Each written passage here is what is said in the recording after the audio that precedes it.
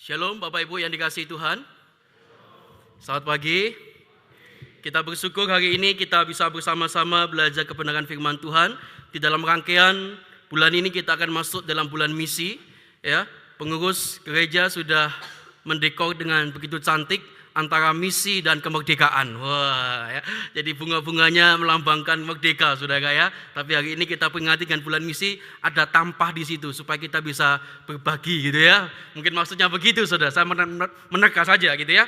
Mari sama-sama kita akan belajar firman Tuhan. Saya undang setiap kita, tundukkan kepala kita berdoa, kita mohon Tuhan menolong kita supaya firman yang kita baca menuntun kita agar kita menjadi orang-orang pribadi-pribadi yang serupa dengan Tuhan. Mari sama-sama kita berdoa.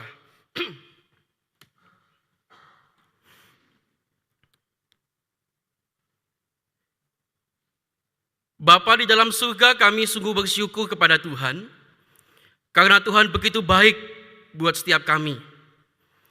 Engkau senantiasa menyediakan segala sesuatu buat kami ya Tuhan. Engkau memberkati kehidupan kami, memberikan kekuatan, kesehatan, sehingga kami pada hari ini bisa datang ke rumah Tuhan. Sebuah panggilan mulia, kami boleh memuji nama Tuhan, bahkan kami juga boleh mendengarkan sabda firman Tuhan.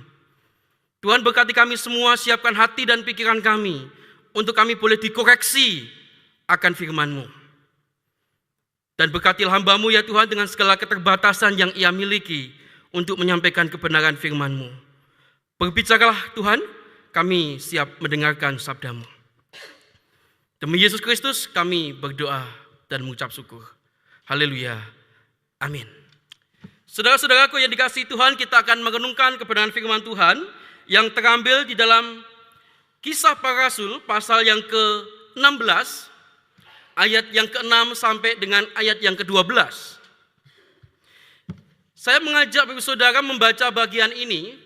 Silakan Bapak Saudara membaca bagian kuning, kemudian saya akan membaca bagian yang putih sesuai yang ada di layar yang Saudara lihat saat ini.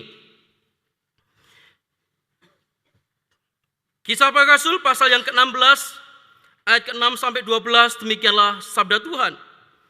Mereka melintasi tanah Frigia dan tanah Galatia karena Roh Kudus mencegah mereka untuk memberitakan Injil di Asia.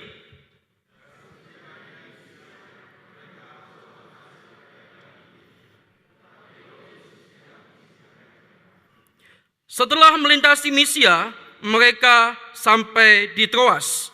Pada malam harinya tampaklah oleh Paulus suatu penglihatan. Ada seorang Makedonia berdiri di situ dan berseru kepadanya, katanya, "Menyeberanglah kemari, tolonglah kami."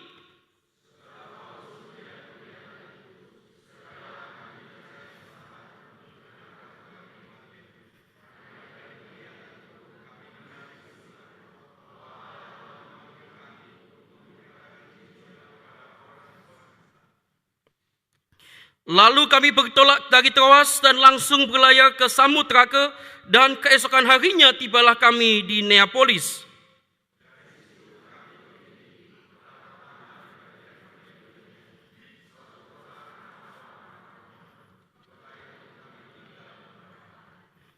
Yang berbahagia adalah setiap kita yang membaca kebenaran firman Tuhan, lebih-lebih kita yang melakukan kebenaran firman itu dalam kehidupan kita hari lepas hari. Bapak Ibu yang dikasihi dan mengasihi Tuhan, pada suatu malam dalam sebuah kebaktian kebangunan rohani yang diadakan oleh sebuah institut yang bernama Praire Bible Institute tahun 1955. Pada waktu itu ada seorang anak muda yang saat itu masih berusia 20 tahun menjawab panggilan Tuhan untuk terlibat di dalam pelayanan misi ke luar negeri, saudara. Anak muda itu bernama Don Richardson, saudara. Panggilan yang dijawab Don ketika dia ibadah KKR itu bukanlah panggilan yang masih samar-samar katanya. Panggilan ini begitu jelas buat saya untuk saya masuk ke ladang misi katanya. Panggilan yang penuh kepastian untuk melayani suku-suku yang terabaikan. Dan suku yang menjadi tujuan Don Richardson adalah suku Sawi, saudara, yang berada di Papua. Tentunya saudaraku yang dikasihi Tuhan, menjawab panggilan menjadi seorang misionaris itu tidaklah gampang, saudara. Ketika si Don Richardson ini menjawab panggilan Tuhan, pada waktu itu dia dipersiapkan dengan baik oleh institut lembaganya itu. Bahkan ketika KKR itu di antara lulusan mereka, ada satu lagi seseorang yang memutuskan diri untuk juga menjadi pelayan misionaris, yaitu Carol Soderstrom. 5 tahun kemudian, Don Richardson ini menikah dengan Carol, saudara. Bapak Ibu yang dikasihi Tuhan, gambarnya begitu ya. Dia menikah, di dalam persiapan pernikahan, bahkan ketika dia mendapatkan seorang putra, saudara, dia belajar tentang suku Sawi ini, saudara. Tahukah Bapak Ibu saudaraku yang dikasihi Tuhan, ketika Don sampai di Papua, saudara, dan benar, saudara, dia ditempatkan di dalam suku Sawi. Pada tahun 1962, ketika itu dia berangkat, tibalah di suku Sawi, saudara. Ketika itu dia begitu kaget. Kagetnya kenapa, saudara? Suku Sawi adalah salah satu suku yang memiliki budaya yang merupakan gabungan antara kanibalisme dan pengayuan. Saudara tahu kanibalisme? Apa kanibalisme? Hah? Makan orang ya, makan manusia gitu ya, saudara. Dan ditambah lagi itu ada campuran dengan pengayuan. Saudara tahu pengayuan? Adat apa itu? Adat mencari kepala manusia. Saudara bayangkan ketika saudara punya anak yang anak muda, usia mungkin sudah lulus kuliah begitu, saudara, menjawab panggilan Tuhan ke suku ini, saudara. Sebagai seorang orang tua, apa yang saudara akan pikirkan? Ketika anak saudara memutuskan melayani suku Sawi, suku yang kanibal.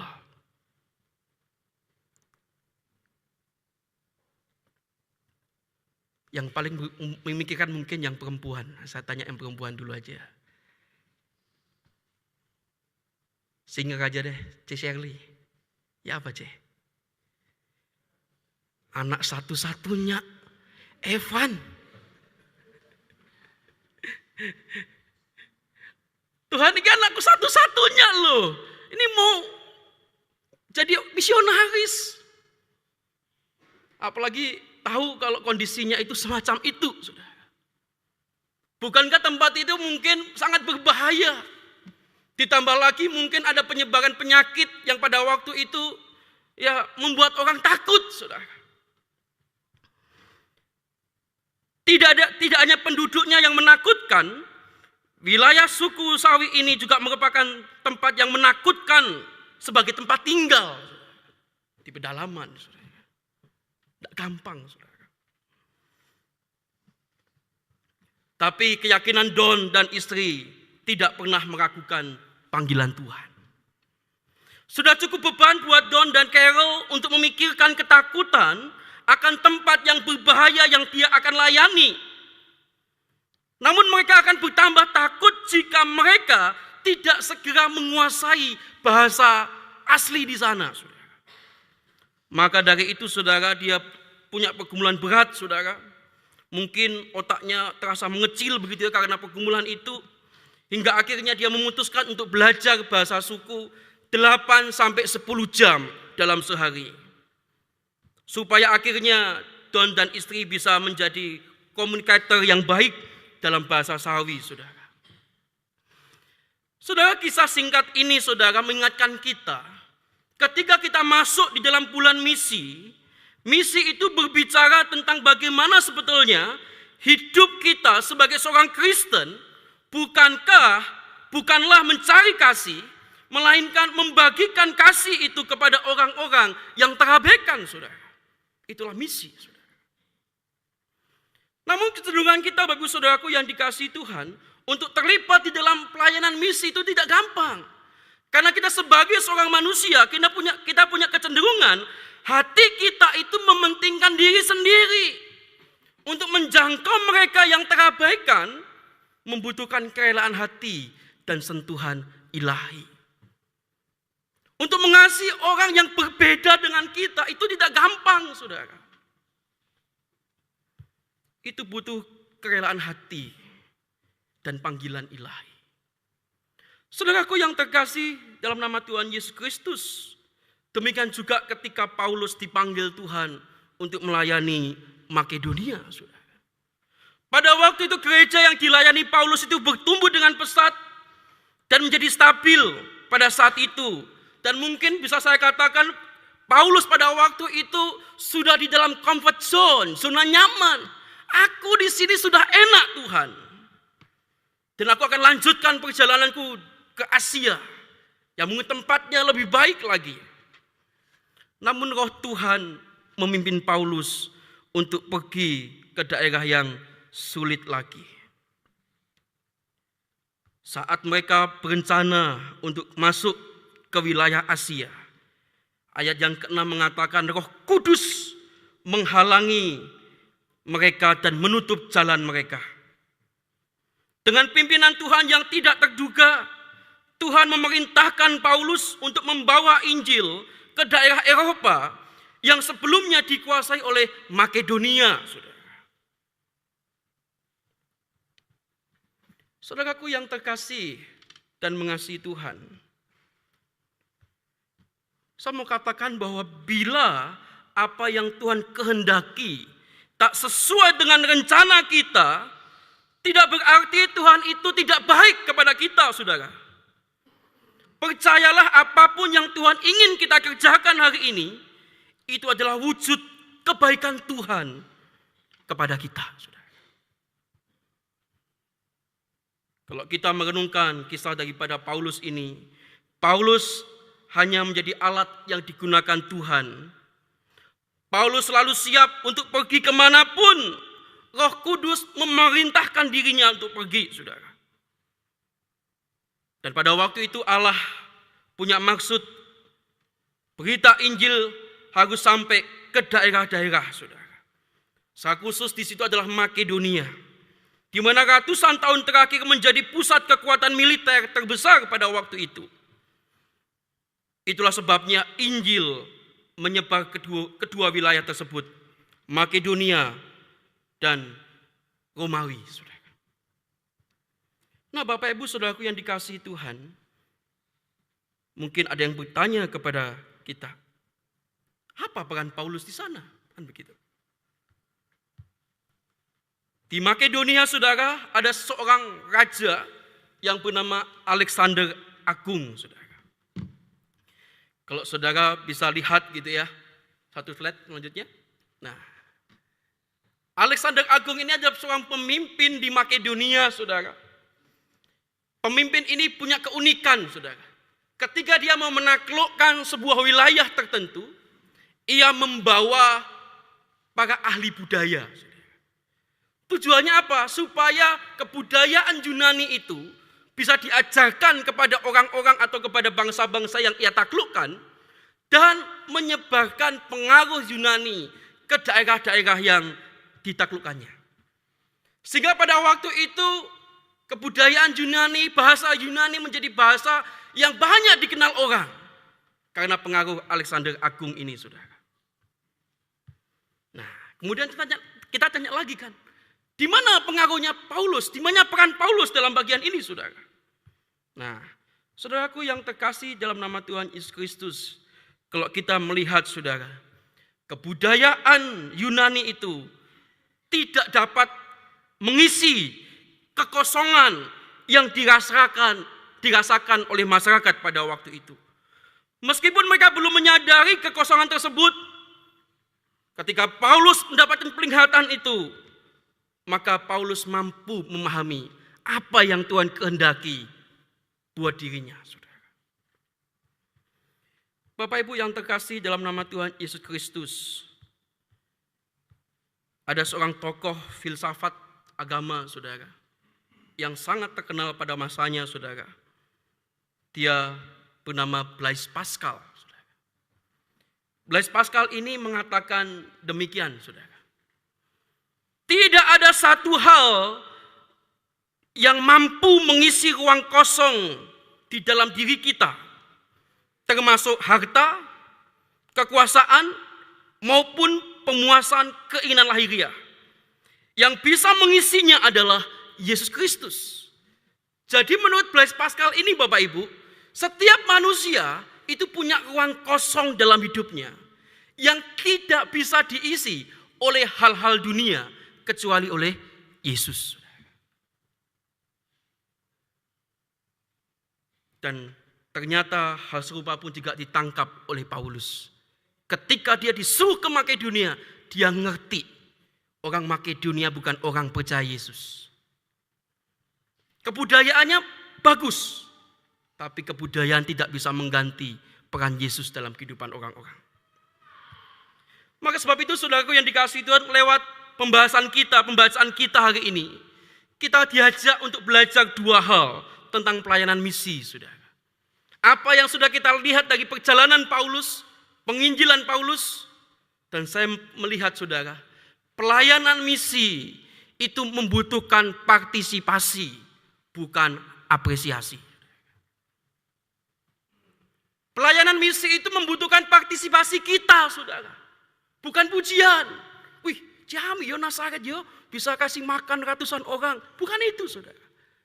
Tapi pelayanan itu diadakan gereja supaya kita semua terlibat, Bapak Ibu.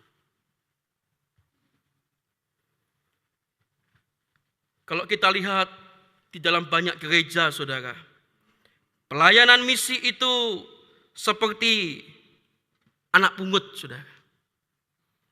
Maksudnya anak pungut apa? Tidak dianggap kalau pelayanan itu ada di gereja. Padahal salah satu tugas gereja adalah memberitakan Injil, saudara.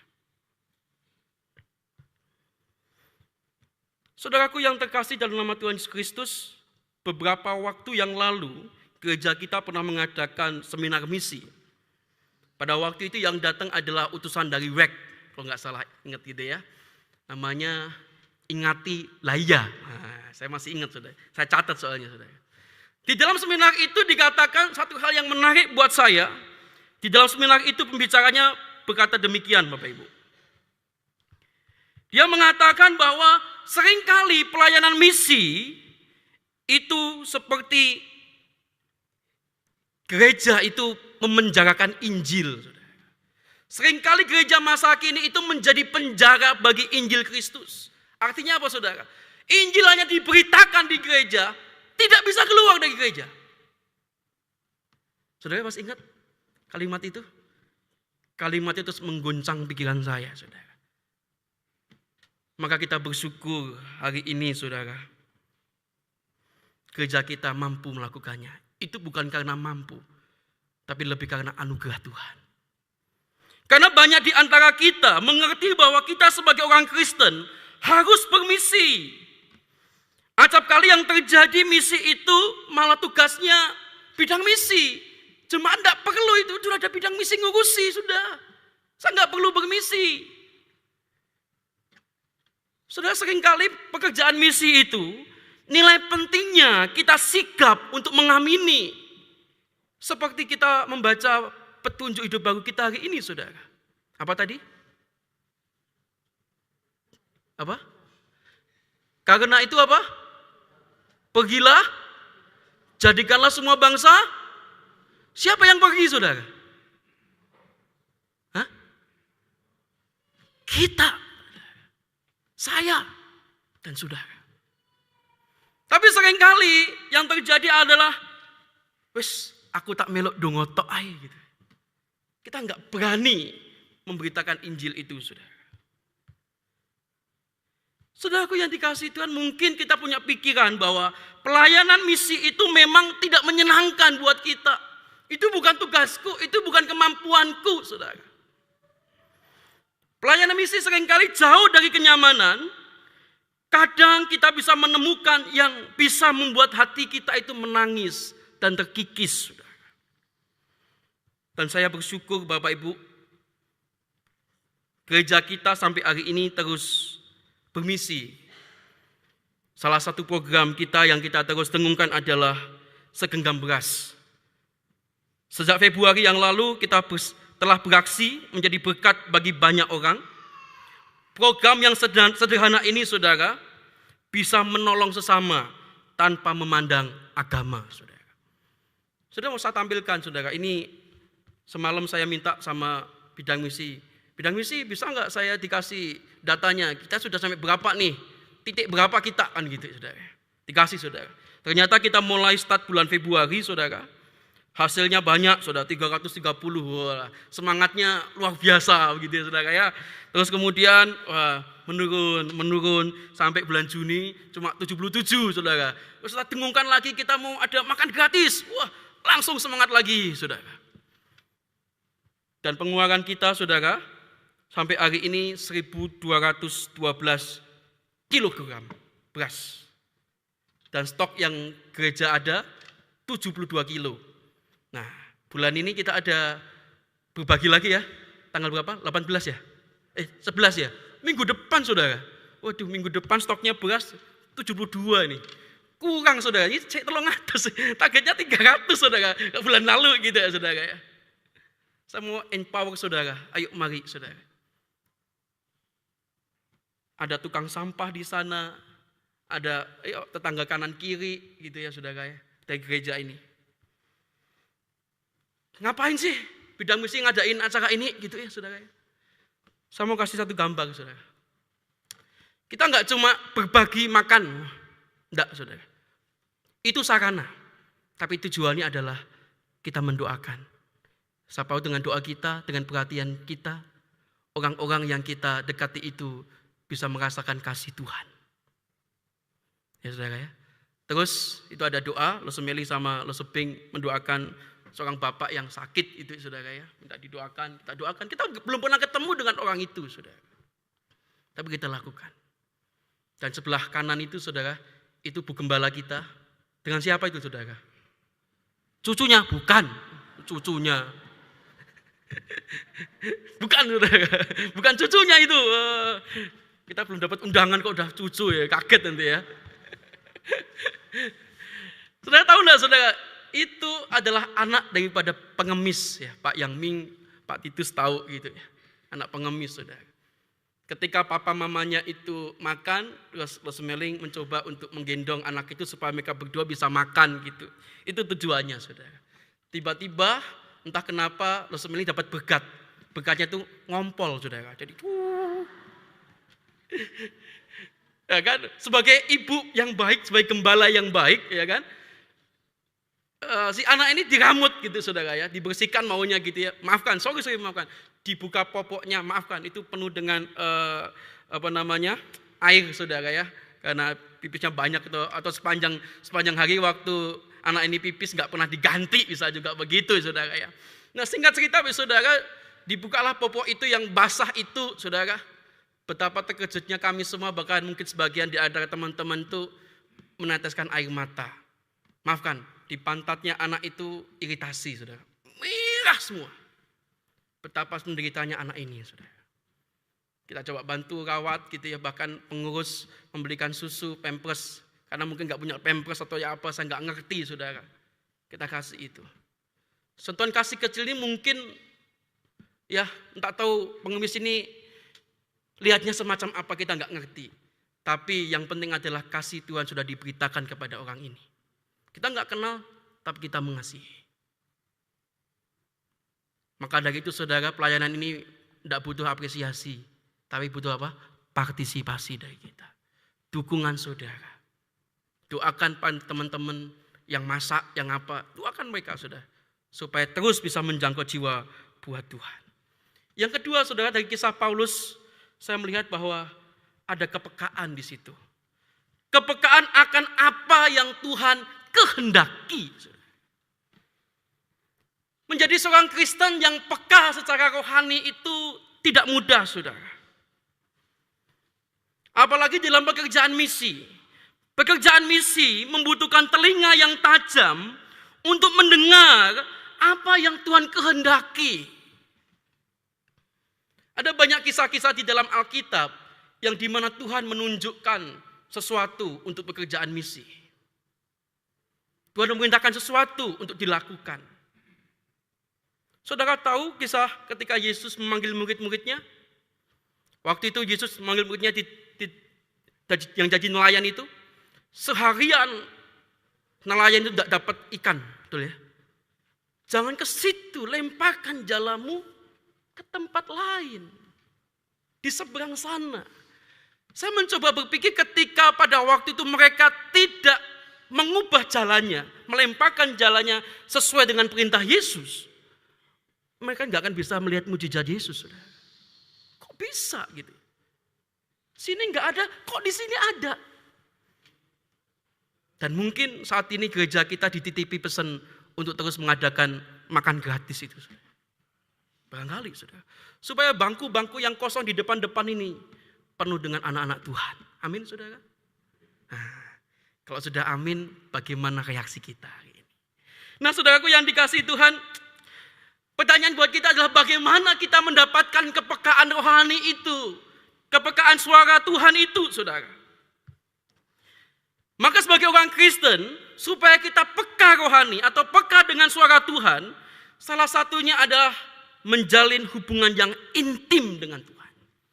Semakin intim hubungan kita dengan Tuhan, maka semakin kita bisa merasakan apakah kehendak Tuhan yang akan kita lakukan dan kerjakan di dalam kehidupan kita.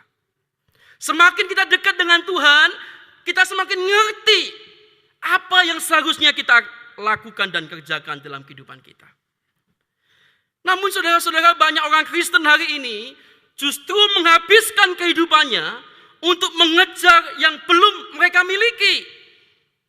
Padahal kepuasan hidup ini yang tertinggi adalah tinggal di dalam Kristus. Sebagai seorang manusia kita pingin macam-macam, pengen rumah, pengen mobil, pengen ini. Tidak akan pernah puas.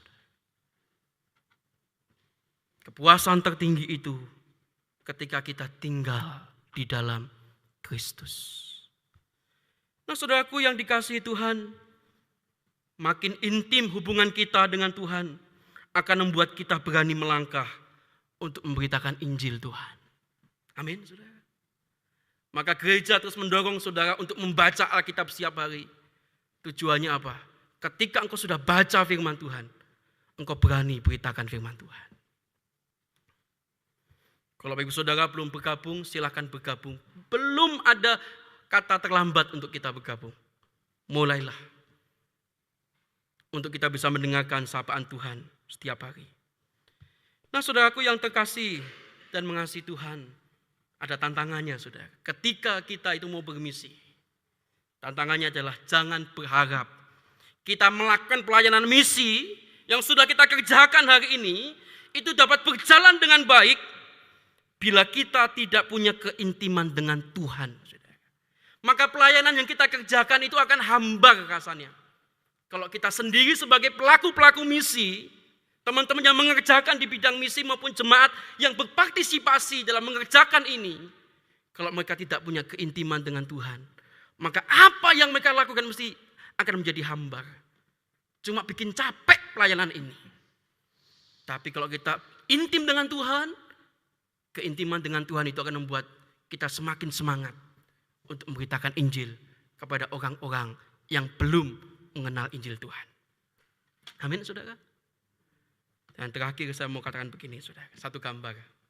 Nah, ini ya. Itu yang pojok sebelah kanan ya, saudara ya. Sebelah kanan mana ini? Sebelah kiri ya. Sebelah kiri itu yang bawa gini, itu Berudi, saudara. Ya. Enggak, bukan Berudi. Ya, itu Bapak Karolin ya, saudara ya. Saya senang, saudara, ketika jemaat itu terlibat pelayanan ini begitu banyak. Saya bahagia banget, saudara. Yang muda nyiapin multimedia, ibu-ibu masak, ya kan. Kemudian ada yang naningi sendiri. Coba bayangkan kalau pelayanan itu dikerjakan cuma sama 5 orang, saudara. Apa enggak capek itu? Kasihan, saudara. Ya toh? Tapi ini banyak orang, saudara. Nah, saya bersyukur banyak orang bisa terlibat. Maka saya mengundang saudara yang punya kesempatan, ayo sama-sama. Saya percaya bidang misi akan menyambut saudara dengan sukacita, saudara. Tapi saya mau ingatkan, saudara. Iblis itu selalu saja tidak senang dengan pekerjaan misi, saudara. Kadang ia akan mencari cara untuk pekerjaan itu selesai atau tutup, tidak dilanjutkan. Kadang iblis akan cari cara untuk menghambat pekerjaan misi itu. Coba slide sebelumnya tadi, yang gambar-gambar tadi. Caranya gampang, saudara. Untuk membuat pekerjaan misi tidak berjalan, caranya gimana? Bikin mereka semua sakit hati. Selesai, saudara. Ibu-ibu yang masak gitu ya, dikritik. Kurang garam iki. Sudah cukup garam iki. Kan ahli masak semua itu, saudara ya. Wah, cekcok. No. Wis, bulan depan gak masak wis. Jengkel aku. Selesai, saudara. Yang naningi yang ngono gitu ya. Ano ibu-ibu yang mungkin naning itu Agus ada ilmunya gitu ya. Ini di sini, ini ditotot sing kapi, cantik pokoknya itu ya, saudara ya. Nah, satunya, iki wis apik iki, ini yang bagus. Sering ngomong, ini yang gini, contohnya begini, harus seperti ini. Bulan depan ndak teko, saudara. Ngene diseneni, wah, buyar, saudara. Sakit hati, hati-hati, saudara. Pelayanan kebersamaan ini memang bagus. Tapi rentan ada iblis yang akan mengacaukan pelayanan ini. Jadi siapkah kita untuk merespon panggilan Tuhan ini? Pelayanan misi, saya ulangi lagi, butuh partisipasi. Bukan apa? Apresiasi. Yang kedua, pelayanan misi itu butuh kepekaan untuk mendengar suara Tuhan. Dan yang terakhir, saudara, saya mau kasih tahu saudara. Supaya pelayanan ini bisa berjalan dengan baik. Membuka mata, melaksanakan cinta Tuhan. Kita harus apa? Hidup takut akan Tuhan. Tuhan sudah berjuang buat kita. Memberkati kehidupan kita. Bahkan ia rela mati di atas kayu salib buat setiap kita.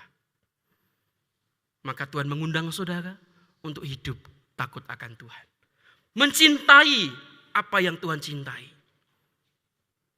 Bahkan apa? Membenci apa yang Tuhan benci. Saudaraku yang terkasih dalam nama Tuhan Yesus Kristus, kiranya Tuhan menolong saudara untuk bersemangat memberitakan kebenaran Injil Tuhan. Ada sebuah lagu pujian yang terus mendengung dalam pikiran saya ketika saya menyiapkan firman ini, saudara. Pujian ini mengatakan begini. Mengabdi tanpa pamrih, berkarya terus dengan hati teguh. Meskipun dikritik, dihina, menanggung derita, kita terus maju mengabdi bagi Tuhan. Kita diutus untuk membalut yang terluka, menolong jiwa yang berkeluh, menanggung susah dan derita. Kita diutus juga kepada mereka yang tersisih, yang hatinya diliputi sendu. Sebatang kara tanpa handai tolan, kuutus kau membagi kasihku. Mari sama-sama kita merenungkan kebenaran firman Tuhan dengan menyanyikan pujian ini.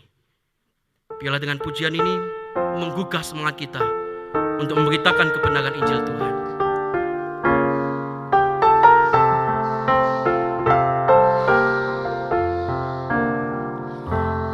Kuutus kau mengabdi tanpa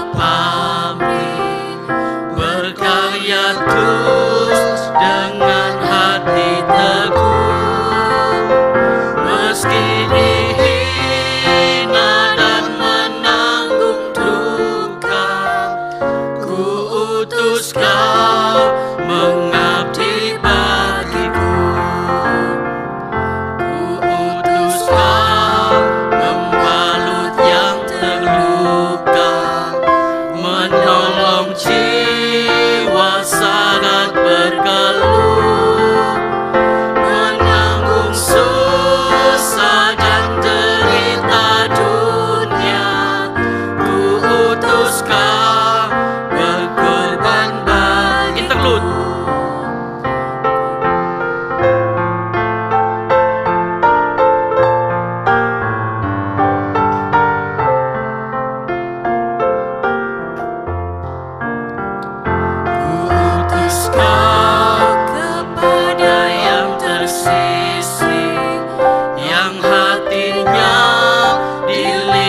putih sendu, sebatang kara tanpa handai taulan, ku utus kau membagi kasihku. Karena Bapa mengutusku, utus kau. Kita berdoa.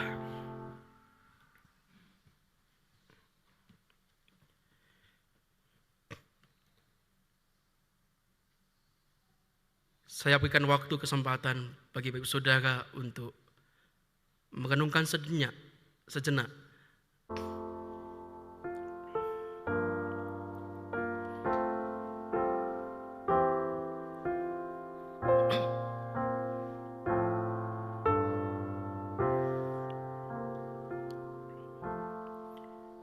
Bapa dalam surga, firman-Mu telah selesai kami dengar. Apa yang Tuhan kehendaki untuk kami kerjakan, sudah kami dengar. Sekarang tolonglah kami Tuhan, untuk kami bisa berpartisipasi bersama-sama, untuk mengerjakan pelayanan misi di gereja ini. Apa yang akan kami lakukan tidak sebanding dengan apa yang Tuhan sudah lakukan dan kerjakan di dalam kehidupan kami. Ajari kami Tuhan, untuk kami bisa membagi kasih kami kepada mereka yang tersisih, kepada mereka yang terluka, kepada mereka yang mungkin hidup sebatang kara. Tolonglah kami Tuhan, untuk menjadi saluran berkat buat mereka. Kami berdoa ya Tuhan, untuk aksi-aksi misi yang akan dilakukan di dalam bulan ini. Baik itu segenggam beras yang terus berlanjut Tuhan, maupun juga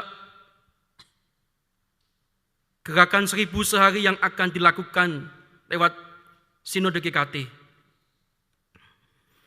Tuhan tolonglah Tuhan, supaya api misi baik di sinode maupun di gereja-gereja setempat tidak padam. Karena kami dipanggil semua untuk menjadi saksinya Tuhan. Dan kami diutus Tuhan ke dalam dunia yang tidak gampang, agar kami bisa memberkati mereka, menjadi saluran berkat buat mereka. Kami serahkan untuk jemaat Tuhan yang sudah mendengarkan sapaan firman-Mu hari ini. Berkatilah mereka Tuhan, dengan segala hal yang mereka perlukan. Terpujilah nama-Mu Tuhan. Dalam satu nama Tuhan Yesus Kristus, kami berdoa. Amin.